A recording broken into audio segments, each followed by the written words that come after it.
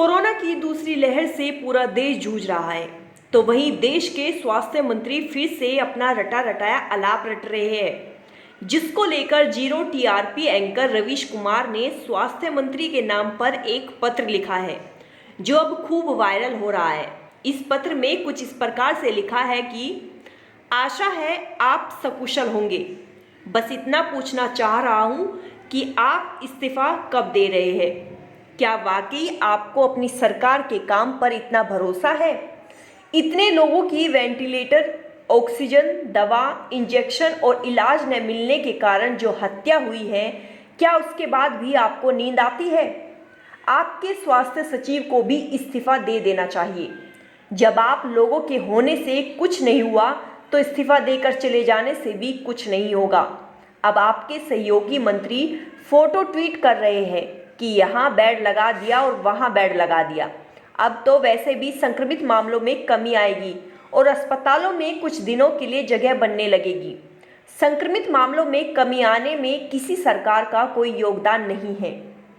अपने पत्र में रवीश आगे लिखते हैं कि खैर, मैं बस चाहता हूं कि आप इस्तीफे पर विचार करें। ऐसा नहीं है कि आरएसएस और बीजेपी से जुड़े विधायकों, नेताओं, कार्यकर्ताओं और समर्थकों की मौत नहीं हुई है।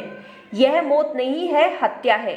उन्हें भी अस्पताल में बिस्तर और इलाज नहीं मिला। जिन लोगों के साथ आप एक राजनेता के रूप में जीवन भर काम करते रहे हैं, आप उन्हें नहीं बचा सके। पार्टी के भीतर आप कैसे अपने सहयोगियों से नजर मिला पाएंगे? प्रधानमंत्री को तो फर्क नहीं पड़ता, उनके लिए फिर से कोई भाषण तैयार हो जाएगा, कोई डेटा आ जाएगा, उन्होंने यह किया, वो किया। वो हमेशा ही महान रहेंगे।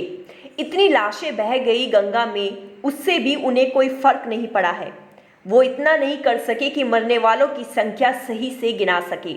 तो आप उन्हें देखकर कोई निर्णय ना ले, मेरे इस पत्र को पढ़कर निर्णय ले। वैसे भी स्वास्थ्य मंत्रालय के कर्मचारी जब इस पत्र को पढ़ेंगे तो वो भी सहमत होंगे। पता नहीं आप पढ़ सकेंगे या नहीं। आप एक विधायक या सांसद बनने से पहले एक डॉक्टर रहे हैं। आपकी राजनीतिक सफलता में इस विश्वास का बहुत योगदान रहा है कि आप एक डॉक्टर हैं और आप जैसे लोगों को राजनीति में होना ही चाहिए। जो करेंगे दूसरों के हित के लिए करेंगे। रवीश कुमार आगे लिखते हैं कि आप तो रामदेव का कोरोनिल को लॉन्च कर रहे थे, तो फिर आप टीकाकरण क्यों कर रहे हैं? सबको कोरोनिल ही खिलाते। इस्तीफा देने के बाद आप एक ठेला खरीद लें और उस पर कोरोनिल बेचा करें। मैं जानता हूं कि तल्ख हो रहा है, लेकिन क्या आप नहीं जानते कि मैं सही बात कर रहा हूं? आप इतनी बार सांसद और विधायक रह चुके हैं कि आपको दो दो पेंशन तो मिलती ही होगी।